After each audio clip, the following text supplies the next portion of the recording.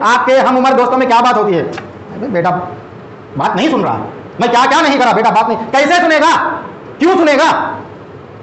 کبھی ہم نے کمیونیکیٹ ہی نہیں کیا ہمارے بیٹے سے، دیکھو فلاں فلاں فلاں فلاں ہم پر ذمہ داریاں ہیں جو اللہ ہم پر رکھ رہا ہے، اس کے نتیجے میں کچھ نہ کچھ ہماری نجات ہوگی، ورنہ کچھ بھی ہماری نجات نہیں ہو سکتی. یہ ہم نے کمیونیکیٹ نہیں کیا ہمارے بیٹوں سے. تو یہ بات آپ یاد رکھیے کہ ہماری اولاد کی ڈگنیٹی ہمارا ذمہ ہے. جب آپ اور میں اس کو عزت کے نام سے نہیں پکارتے، اس کو عزت نہیں دیتے، اس کو ڈگنیٹی نہیں دیتے، شاید ہمارے خاندان ہمارے معاشرے میں بھی لوگ اس کو عزت کی نگاہ سے نہیں دیتے. باہر کچھ ہو رہا ہے، نوجوان بیٹا ہے، بیٹ کہاں جاتے ہیں، ہم کو نہیں معلوم، آواز نہیں آ رہی، باہر کسی پہ ظلم ہونے سے بات ہم کو نہیں معلوم، باہر غلطی ہونے سے بات تو گھر میں بیٹھ نہیں، اس کا جذبہ، اس کا ولولہ اگر ہے نہیں تو بیٹھ. آج تو موبائل کا زمانہ ہے، بڑا رنگین زمانہ ہے، رنگینیوں کے زمانے میں ہمارے اولاد کی ہم پرورش کر رہے ہیں، بڑا چیلنج ہے.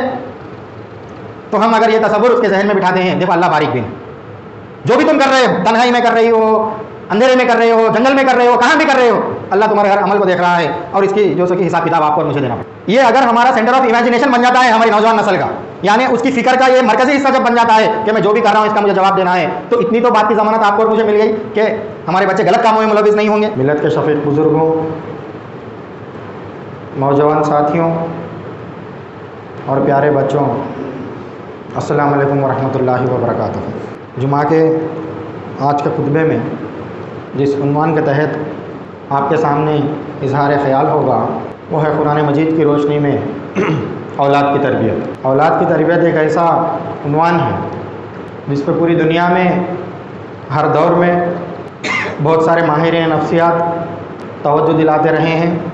مختلف تہذیبوں میں، مختلف ادوار میں اپنی آنے والی نسل کے لیے وہ کیا کرنا چاہیے، وہ کیسے ہونا چاہیے، کیا ان کے لیے بہتر ہوگا، یہ انسانی وجود کا حصہ ہے، یہ انسانی وجود کے تسلسل کا حصہ ہے.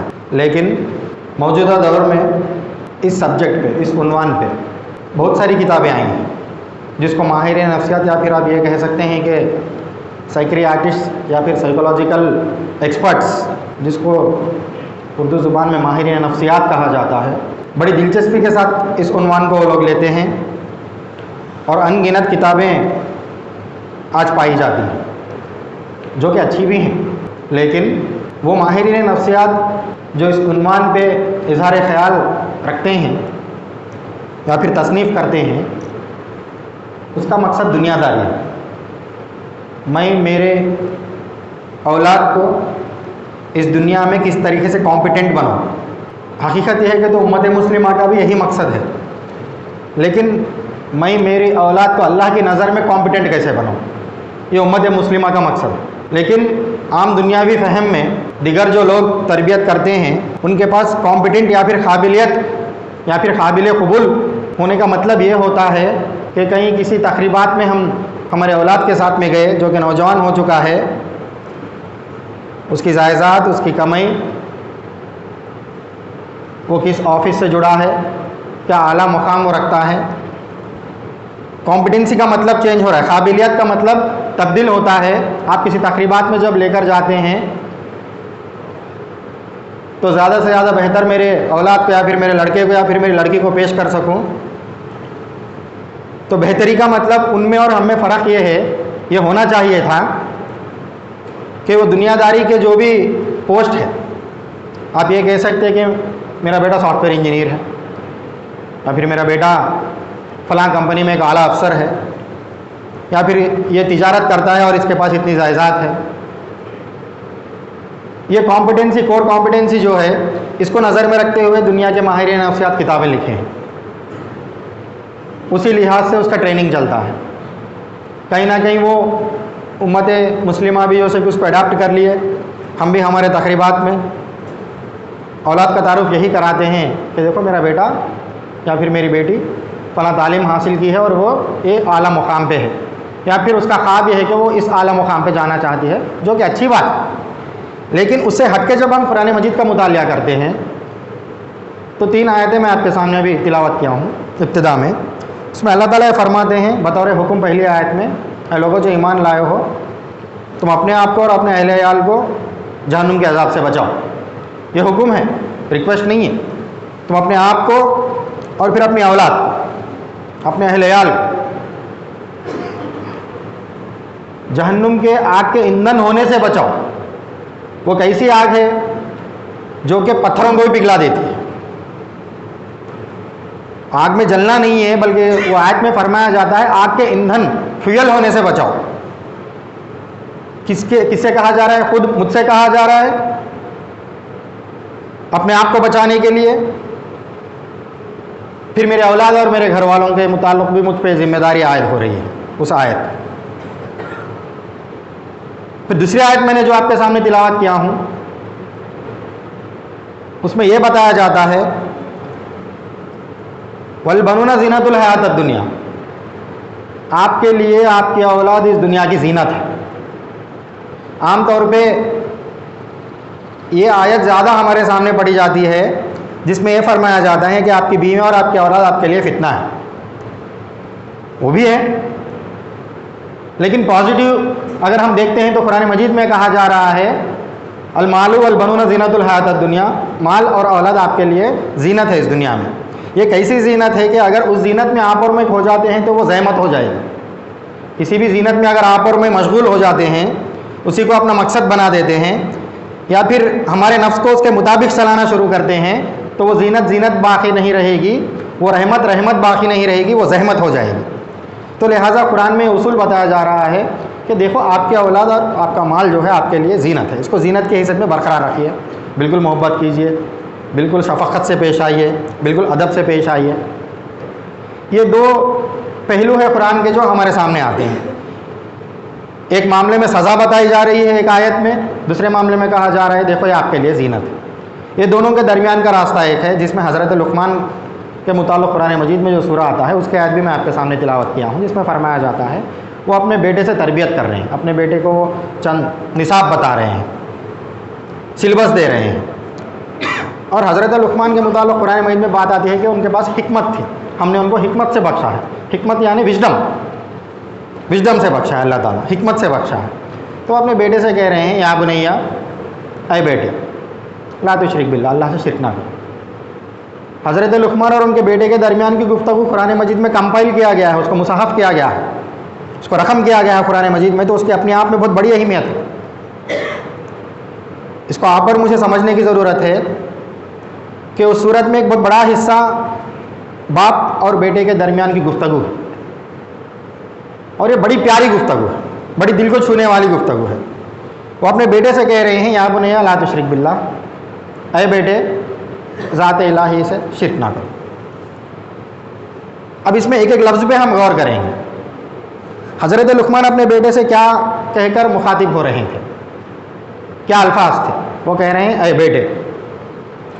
دیکھیے ہم کو بھی بیٹا بیٹی ہے، ہم کسی کے بیٹے ہیں، اور جو ہمارا کلچر ڈیولپ ہوا ہے، جو تہذیب نمایاں ہو کر سامنے آ رہی ہے، ہم میں سے ہر ایک شخص جب یہ خوشخبری آپ کو اور مجھے ملتی ہے کہ بیٹا یا بیٹی یا پھر والد بننے والے ہیں، تو ہم بہترین سے بہترین نام، اگر ہمارے پاس علم نہیں ہے تو کسی بزرگ کے پاس جاتے ہیں، مولوی صاحب کے پاس جاتے ہیں، حافظ صاحب کے پاس جاتے ہیں، عالم صاحب کے پاس جاتے ہیں، مسجد کے صدر کے پاس آتے ہیں، یا پھر خاندان میں جو بزرگ ہیں ان کے پاس جاتے ہیں، اور بہترین سے بہترین صحابیوں میں سے، صحابہ میں سے، انبیاء میں سے، یا پھر اللہ کے صفات میں سے، یا پھر قرآن مجید کے سوروں میں سے ہم نامزد کرتے ہیں. یہ ہم میں سے ان پڑھ شخص بھی کرتا ہے، ہم میں سے غریب شخص بھی کرتا ہے، ہم میں سے رئیس شخص بھی کرتا ہے، ہم میں سے معلم بھی یہی کرتا ہے کہ میری آنے والی نسل کو بہترین سے بہترین نام دوں. ابھی آج کل تو انٹرنیٹ میں بھی دیکھا جا رہا ہے، راتیں اس پہ صرف کی جاتی ہے کہ میرے بیٹا یا بیٹی کو کیا نام لگاؤں. اس کے نتیجے میں ایمان، ایان یہ نام زیادہ آتے ہیں، کیونکہ یہ الفابیٹیکلی یہ پہلا لیٹر ہے تو وہ نام زیادہ سنے آتا ہے. ہمارے جنریشن میں ایمان، ایان یہ نام زیادہ سنے نہیں آتا تھا. تو بہرحال اتنی کوشش کے ساتھ ایک نام رکھتے ہیں. اب اس کو بگاڑتے بھی ہم ہیں.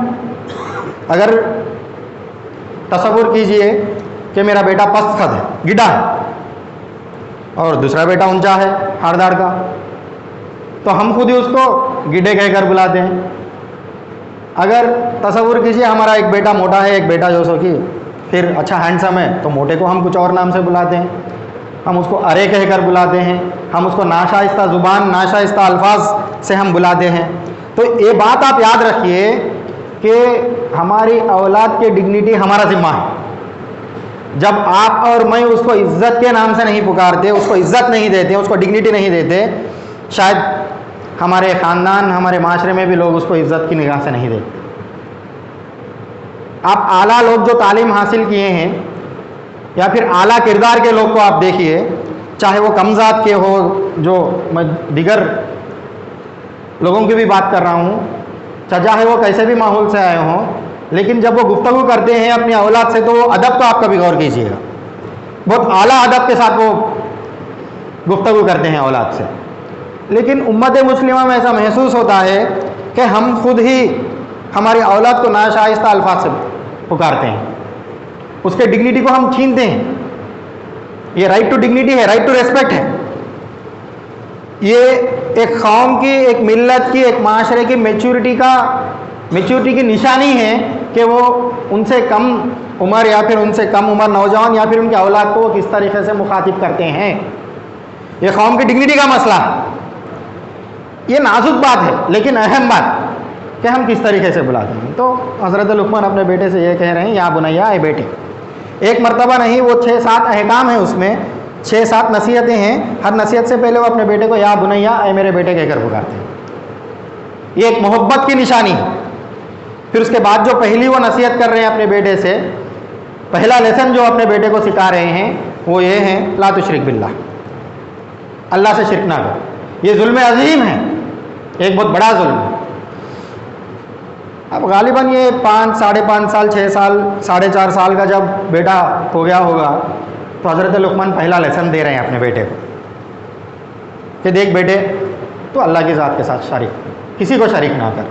یعنی وہ اللہ تعالیٰ کے وحدت الوجود کے، ان کے اوصاف کے، ان کے صفات کے ڈائمنشنز اپنے بیٹے کو سکھا رہے ہیں کہ دیکھو اللہ رازق ہے، دیکھو اللہ خالق ہے، دیکھو اللہ رحمان ہے، اللہ رحیم ہے، اس پوری کائنات کا پالنہار ہے، وہ غفار بھی ہے، وہ جبار بھی ہے، وہ قیوم ہے، وہ الحی ہے، وہ احد الصمد ہے۔ یہ ہم نے کب کیا؟ یہ میں قرآن سے باہر جا کے نہیں کہہ رہا ہوں، قرآن مجید میں ایک باپ اپنے بیٹے کو کرنے والی تربیت کی بات میں آپ کے سامنے رکھ رہا ہوں۔ یہ ہم نے کب کیا؟ یہ پوری ذمہ داری ہم نے آؤٹ سورسنگ کر دی۔ مولوی صاحب، میں نے کو 200 یا 300 یا 250 جس کی جتنی استطاعت ہے، یہ پوری مولوی صاحب کی ذمہ داری ہے۔ لیکن یہاں پر قرآن مجید میں یہ بتایا جا رہا ہے کہ ایک باپ کی ذمہ داری ہے۔ جب بچہ ایک کانشیسنس کے لیول، ایک شعور کی سطح تک پہنچ جاتا ہے تو باپ اپنے بیٹے کو لے کر یہ کہہ رہا ہے کہ دیکھو اللہ کے ساتھ کسی کو شریک نہ کر۔ شاید اس کو پہلی مرتبہ سمجھ میں نہیں آئے گی، دوسری مرتبہ سمجھائے ہوں گے، شاید اس کو دوسری مرتبہ بھی مکمل طور پہ سمجھ نہیں آئی ہوگی بات، شاید وہ تیسری مرتبہ سمجھائے ہوں گے۔ لیکن یہ گفتگو دیکھیے کتنی اہم ہے۔ اور جب فرض کیجئے کہ ہماری اولاد کے متعلق ہمیں مطمئن ہو جاتے ہیں کہ دیکھو میرا بیٹا کچھ بھی کر سکتا ہے لیکن شرک نہیں کرے گا، تو کم سے کم اتنی تو بات کی ضمانت آپ کے اور میرے پاس ہے کہ اللہ تعالیٰ بالکل ممکن ہے کہ اس کو گناہ معاف کر کے، کیونکہ وہ شرک نہیں کیا ہے، اللہ اس کو جنت میں ڈالے گا۔ اب باپ کی حیثیت میں اس سے بڑھ کے کامیابی کیا ہے کہ آپ کے بیٹے کے جنت کا سودا اس کی تربیت کے ذریعے سے کر رہے ہیں، اور آپ اس بات پہ مطمئن ہیں، آپ اس بات پہ مطمئن ہیں کہ آپ کا بیٹا شرک نہیں کرے گا، آپ کے حیات میں بھی اور آپ کے بعد میں بھی نہیں کرے گا۔ یہ داستان تو قرآن مجید میں مختلف جگہ پہ آتی ہے۔ جب حضرت ایوب اپنے بیٹوں کو بلاتے ہیں اور پوچھتے ہیں میرے بعد تم کس کی پرستش کرو گے، تو بیٹے کہتے ہیں دیکھو آپ کے بعد بھی ہم اسی خدا کی پرستش کریں گے جس کی آپ کرتے تھے۔ یہ پوری داستانیں ہیں قرآن مجید میں، یہ وصیت دی بھی جا رہی تھی اور ضمانت لی بھی جا رہی تھی کہ میرے بعد تم کس کی عبادت کرو گے، کس کی پرستش کرو گے۔ یہ بات اتنی اہم اس لیے ہے کہ کم سے کم ہم اس بات پہ اطمینان لے سکتے ہیں، مطمئن ہو سکتے ہیں کہ چاہے میں رہوں چاہے میں نہ رہوں، میرا بیٹا شرک میں مبتلا نہیں ہوگا، اور عین ممکن ہے کہ اللہ شرک میں مبتلا نہ ہونے کے عوض میں اس کے گناہوں کو معاف کرے گا اور اس کو جنتی بنائے گا۔ ایز اے فادر یہ ایک بہت بڑی کامیابی آپ نے اور میں نے حاصل کر لی۔ پھر اس کے بعد شاید ایک عرصہ گزرا ہوگا، پھر وہ اپنے بیٹے کو بلاتے ہیں، بٹھاتے ہیں اور کہتے ہیں اے بیٹے، جو بھی گناہ، جو بھی غلط عمل تو کرے گا، چاہے وہ باریک سے باریک ذرہ برابر بھی کیوں نہ ہو، چھوٹی سے چھوٹی گناہ بھی کیوں نہ ہو، اللہ تعالیٰ بڑا باریک بین ہے، اللہ تعالیٰ بڑا باریک بین ہے. وہ گناہ چاہے اندھیرے میں کیا گیا ہو، چاہے کسی پتھر کے نیچے چھپایا گیا ہو، اللہ تعالیٰ بڑا باریک بین ہے، اس کا حساب کتاب لے گا. یعنی اللہ تعالیٰ کا حساب کتاب یعنی تصور آخرت سیکنڈ لیسن ہے جو اپنی اولاد کو سکھانے کی ضرورت ہے، تربیت کا حصہ ہے. اب دیکھیے باہر کہیں اگر سیکیورٹی کیمرہ لگا دیا گیا کسی اسکول میں، کسی مسجد میں، کم سے کم اس بات کی اطمینان تو آپ لے کر اٹھتے ہیں وہاں سے آپ کے دفتر میں کہ دیکھو بھائی میرے دفتر میں اطراف 4-5 سیکیورٹی کیمرہ سے یہاں پر چوری ہونے کے امکان نہ کے برابر ہے. ایک ٹیکنیکل مشین جب آپ کو اور مجھے گناہ سے روک سکتی ہے، آپ تصور کیجئے اس بات کو کہ اگر ہمارے نوجوان میں، اگر ہماری اولاد میں، اگر ہماری آنے والی نسل میں اگر اس کے پاس یہ تصور آ جاتا ہے کہ اللہ باریک بین ہے، سیکیورٹی کیمرہ نہیں بلکہ پورے آسمان اس کے لیے سیکیورٹی کیمرہ ہے، پورے آسمان اس کے لیے لینس ہے، اس سے وہ ہمیں غور کر رہا ہے، میگنیفائی کر کے دیکھ رہا ہے، ہر باریک عمل کو وہ دیکھ رہا ہے، میرے دل کے وسوسوں کو، میرے دل میں آنے والے وسوسوں کو وہ غور کر رہا ہے، اس کو جو سو کہ کمپائل کیا جا رہا ہے، لکھا جا رہا ہے، اور یہ رہے گا اور اس کے سامنے مجھے جواب دینا پڑے گا. تو شدت گناہ کم ہوگی یا نہیں ہوگی؟ ایک آپ کے ذریعے سے ایجاد کیا گیا ہوا سیکیورٹی کیمرہ آپ کے کرائم ریٹ کو جب کم کر سکتا ہے، خالی اس کا تصور، آپ کو معلوم ہے کیا فلاں نے کیا کہتے ہیں ٹریفک سگنل پہ وہ سیکیورٹی کیمرہ کام کر رہا ہے، اس میں کوئی سافٹ ویئر گلچ نہیں آیا یا پھر اس میں کوئی ہارڈ ویئر پرابلم نہیں ہے، آپ کو مجھے نہیں معلوم، لیکن آپ کے اور میرے تصور میں بات ہے کہ دیکھو وہ فلاں ٹریفک سگنل کے پاس 2-3 کیمرہ لگائے ہوئے ہیں، اگر میں سگنل توڑوں گا تو 1000 روپے فائن گرے گا. حقیقتاً آپ کو اور مجھے نہیں معلوم وہ کیمرہ چالو ہے یا نہیں ہے، نہیں معلوم، آپ کو اور مجھے نہیں معلوم، اس میں آدھے کیمرہ چالو نہیں رہتے جہاں تک میرا علم ہے، باوجود اس کے کہ ہم سگنل نہیں توڑتے. تو جب ہم خود یہ تصور میں آ جائیں اور پھر ہمارے نوجوان میں تصور، آج تو موبائل کا زمانہ ہے، بڑا رنگین زمانہ ہے، رنگینیوں کے زمانے میں ہمارے اولاد کی ہم پرورش کر رہے ہیں، بڑا چیلنج ہے. تو ہم اگر یہ تصور اس کے ذہن میں بٹھاتے ہیں، دیکھو اللہ باریک بین، جو بھی تم کر رہے ہو، تنہائی میں کر رہی ہو، اندھیرے میں کر رہے ہو، جنگل میں کر رہے ہو، کہاں بھی کر رہے ہو، اللہ تمہارے ہر عمل کو دیکھ رہا ہے اور اس کی جو سو کہ حساب کتاب آپ کو اور مجھے دینا پڑے. یہ اگر ہمارا سینٹر آف امیجنیشن بن جاتا ہے ہماری نوجوان نسل کا، یعنی اس کی فکر کا یہ مرکزی حصہ جب بن جاتا ہے کہ میں جو بھی کر رہا ہوں اس کا مجھے جواب دینا ہے، تو اتنی تو بات کی ضمانت آپ کو اور مجھے مل گئی کہ ہمارے بچے غلط کاموں میں ملوث نہیں ہوں گے. سمپل ہے لیکن ضروری، اہمیت والے. پھر تیسرا نکات جو کہتے ہیں تربیت کا اپنے بیٹے سے، شاید وہ 6.5-7 سال کا ہو گیا ہے. دیکھیے ایک دم نہیں کر رہی ہیں، یہ قرآن میں تو ایک دم آیا ہے لیکن ایک دم نہیں کر رہی ہیں. اپنے بیٹے سے بلاتے ہیں اور کہتے ہیں نماز، واقم الصلاۃ، اسٹیبلش دا پریئر، نماز کو قائم کرو. ہمارے لیے ہمارے اولاد کو 7 سال کا جو معیار ہے اس زمانے میں بھی شاید 7 سال ہی کا معیار ہوگا. تو ہمیں تصور کریں گے حضرت لقمان اپنے بیٹے کو 7ویں سال میں بلائے کہیں دیکھو بیٹا نماز قائم کرنا ہے. اور نماز بھی کیسی نماز؟ اقبال نے نماز کے متعلق کہا ہے، 1000 داغ ہو تیرے ماتھے پہ آدم، 1000 داغ ہو تیرے ماتھے پہ آدم، بغیر اخلاص کا تیرا سجدہ زمین کو چکتا ہے. ایک اور جگہ پہ وہی اقبال کہتے ہیں، جو میں سربا سجدہ ہوا کبھی تو زمین سے آنے لگی صدا، میرا دل تو ہے صنم آشنا تجھے کیا ملے گا نماز میں. جو میں سربا سجدہ ہوا تو زمین سے آواز ندا آ رہی، تیرا دل تو ہے صنم آشنا، تیرا دل کہیں اٹکا ہوا ہے، کاروبار میں، کالج میں، بینک میں، پراپرٹی میں کہیں اٹکا ہوا ہے، تجھے کیا ملے گا نماز میں. اور قرآن ہی میں فرمایا جاتا ہے نماز کے متعلق، ان صلاۃ تنہی عن الفحشاء والمنکر، نماز فحش اور منکر سے بچانے کی. اگر فحش اور منکر سے نماز نہیں بچاتی ہے تو نماز کی حیثیت کیا ہو گئی ہے بتائیے مجھے. ان صلاۃ تنہی عن الفحشاء والمنکر، غلط کام سے اور فحش سے نماز بچانا، آپ کو اور مجھے بچانا. اگر نہیں بچاتی ہے تو کیا نماز کام آئی؟ ہاں سجدہ رکوع کے ثواب تو ضرور ملیں گے، لیکن نماز کا آبجیکٹو، اس کا مقصد یہ بتایا جا رہا ہے کہ فحش اور منکر سے بچانے کی چیز عمل ہے. نماز ایک ایسا عمل ہے جو آپ کو اور مجھے فحش اور منکر سے بچانے کا ہے. ایسی نماز کا تذکرہ ہو رہا ہے. دیکھ بیٹے نماز، اقیم الصلاۃ، نماز اسٹیبلش کرو.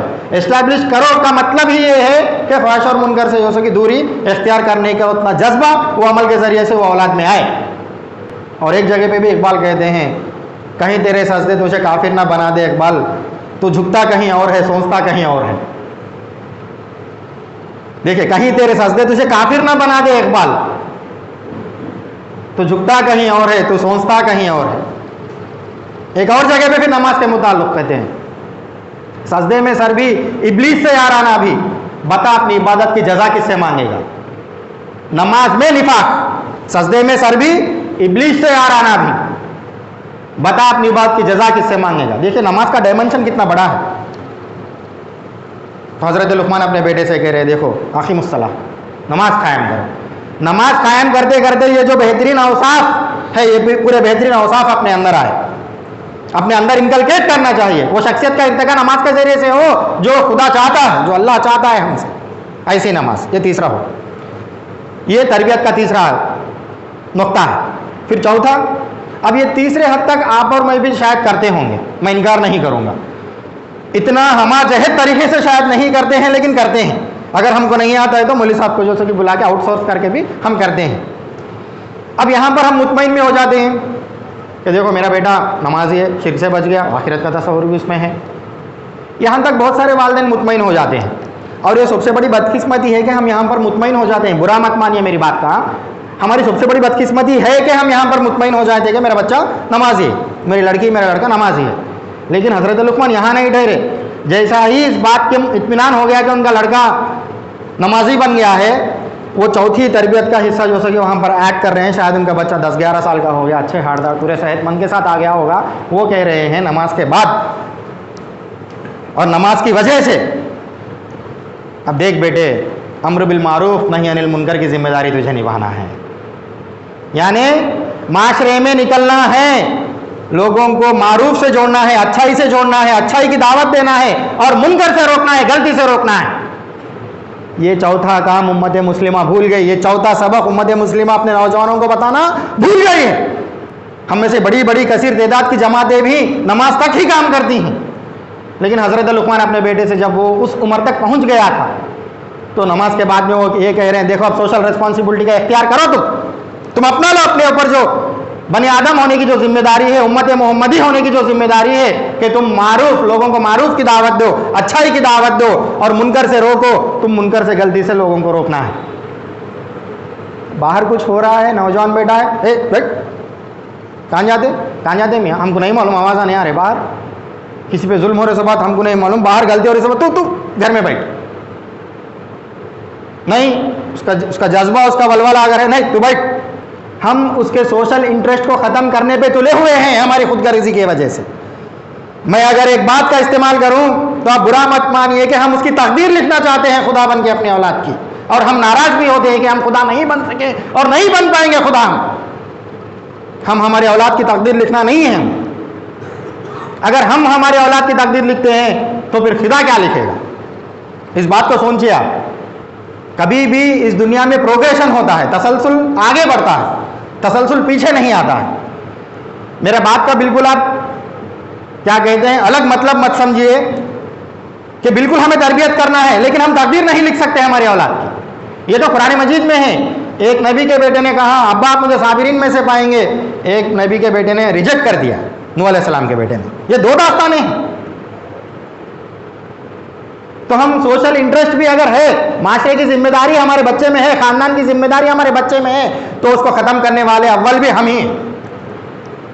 لیکن حضرت لقمان کہتے ہیں دیکھو یہ کام ہے تیرا، یہ ذمہ داری ہے تیری. اور اس کے بعد وہ کہتے ہیں یہ کام کرنے کے لیے تجھے صبر بھی چاہیے. آپ یقین جانیے یا نہ جانیے، صبر کے متعلق جتنا قرآن مجید میں آتا ہے، تھوڑی بہت کتابوں کا مطالعہ کیا ہوں، بہت کم کیا ہوں لیکن کیا ہوں، میں یہ کہہ سکتا ہوں پورے جدید اور پھر قدیم فلسفوں کی کتاب،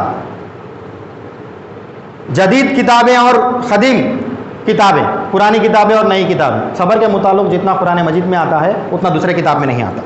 آپ سوکریٹس کی بات لیجئے، پلاٹو کی بات لیجئے، آپ چامس کی جو نیا ایک فلسفہ دان ہے اس کی بات لیجئے، دیگر مذہبوں کی بات لیجئے. میں یہ پوری ذمہ داری کے ساتھ کہہ سکتا ہوں کہ جتنا صبر کے متعلق، جتنے حسن کے ساتھ قرآن مجید میں آتا ہے وہ دنیا کی دوسری کسی کتاب میں نہیں آتا. یہاں تک کہ بتایا جاتا ہے ان صلاتی تنہا، یہ वस्ताइनु बिस्सब्रि वस्सलात, सब्र नमाज के ज़रिए से अल्लाह की मदद तलब करो। जिस इंसान में सब्र नहीं रहता उसके पास जो नेमतें हैं वो नेमतें बाकी नहीं रहती। देखिए तसलसल को देखिए, यहाँ पर नमाजी बना दिया गया, फिर उसके बाद जो सो कि सोशल रिस्पॉन्सिबिलिटी की तरफ बेटे को ढकेल दिया गया, फिर कहा जा रहा है बेटे देखो ये काम मामूली लोग नहीं कर सकते, बेसबर लोग बेकरार लोग नहीं कर सकते, साबिरीन ही कर सकते हैं। और सब्र पे रहने के लिए वो क्या कहते हैं कि तुझे अज़्मुल उमूर चाहिए, डिटर्मिनेशन चाहिए, एक ऐसा अज़्म चाहिए जो पहाड़ के जैसे हो, जो फौलाद के जैसा है, तुझे अज़्म बनाना पड़ेगा। किसके लिए? सब्र पे इस्तिकामत से रहने के लिए। वो इस्तिकामत किधर काम आएगी? मारूफ और मुनकर का काम करने के लिए। ये हम हमारे नौजवान के निसाब देने से चूक गए हैं, तो दुनिया के दूसरे नज़रिया हमारे अंदर आ गया, हम पर गालिब हो गया और हमको बर्बाद कर रहा है। और हम ये कहते देखो भाई बेटा मेरे हाथ से निकल गया। आप कहाँ भी मिलिए, कब्रिस्तान में मिलिए, आप शादी में मिलिए, आप किसी कहीं पे भी एक चौराहे पे मिलिए, चाय की दुकान पे मिलिए, कहाँ भी एक कबाड़ी खाने पे आप मिलिए, किधर भी मिलिए, आपके हम उम्र दोस्तों में क्या बात होती है? बेटा बात नहीं सुन रहा है, मैं क्या क्या नहीं करा, बेटा बात नहीं। कैसे सुनेगा? क्यों सुनेगा?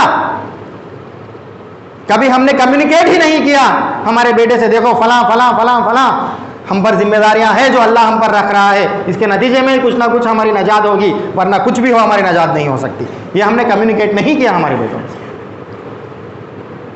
तो फिर सब्रो अज़म के बाद में वो अपने बेटे से कहते हैं मारे गुरूर के अपने गाल मत पहला। चलो बेटा यहाँ तक आ गया, सोशल रिस्पॉन्सिबिलिटी लेकर भी काम कर रहा है, अब उसमें शैतान उस पर वार करेगा। तेरे ऐसा शायद नहीं है भाई, ये उम्र में 25-28 साल की उम्र में तू पूरे माशरे को लीड कर रहा।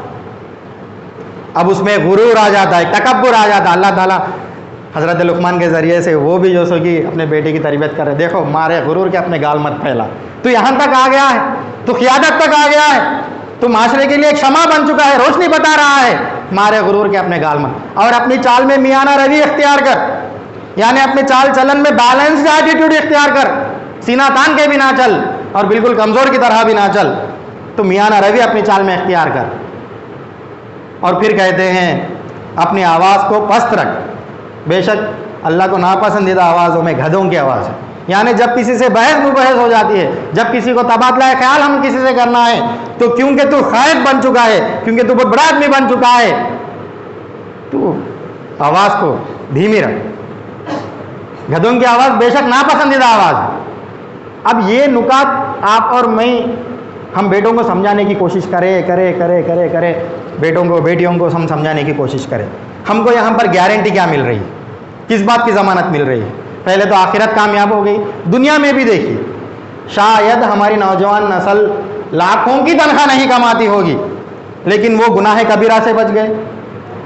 वो माशरे की जिम्मेदारी जब उठाने लगे तो वालिदैन की भी जिम्मेदारी ज़रूर उठाएंगे, ख़ानदान की भी जिम्मेदारी ज़रूर उठाएंगे, वो नमाजी बनेंगे, वो अल्लाह के दीन को कायम करने में अपने आप को मुजाहिदाना तरीके से पेश करेंगे। अब इससे बढ़ के खुशी क्या हो सकती है? मैं ये बिल्कुल कह सकता, वो शायद लाखों की तनख्वाह नहीं कमाते होंगे, हमको शायद बोलने में वो तनख्वाह कम दिखती होगी, शायद उनके पास बड़े बड़े महल नहीं होंगे, शायद उनके पास बड़ी बड़ी गाड़ियाँ नहीं होंगी, लेकिन एक बाप कम से कम ये इत्मीनान के साथ इस दुनिया से रुखसत हो सकता है, मेरा बेटा अल्लाह के दीन को इस दुनिया में कायम करने में लगा हुआ है और अल्लाह उसका हाफिज़ है, मुहाफिज़ है, अल्लाह उसको ज़ाया नहीं करेगा। ये इत्मीनान से बड़ा इत्मीनान आपको और मुझे क्या बिल्डिंग दे सकती है, कौन सी तनख्वाह दे सकती है, कौन सा सोना दुनिया का वो कौन सा जेवर दे सकता है? छोटी सी बातें हैं, लेकिन छोटी बात नहीं है। माइकल एंजेलो ने कहा था small things makes perfection, but perfection is not a small thing. छोटी छोटी बातें तकमीलियत तक ले जाती हैं, लेकिन तकमीलियत छोटी चीज़ नहीं है। तो हमारे नौजवानों की तकमीलियत, उसके किरदार, उसके शख्सियत का इर्तका, उसके फ़िक्र का इर्तका आपका और मेरा ज़िम्मा है। तो हम कुरान की तरफ पलटेंगे और पूछेंगे, तो वो हमको निसाब बता रही है कुरान। तो उम्मीद है कि हम इस चीज़ को गौर करेंगे और मोहब्बत और शफ़क़त को नज़र में रखते हुए हम अपने औलाद को समझाने की कोशिश करेंगे। अल्लाह ताला से दुआ है जो कुछ भी कहा गया सुना गया उस पर हम तमाम को गौर व फिक्र करके अमल करने की तौफ़ीक़ अता फरमाए।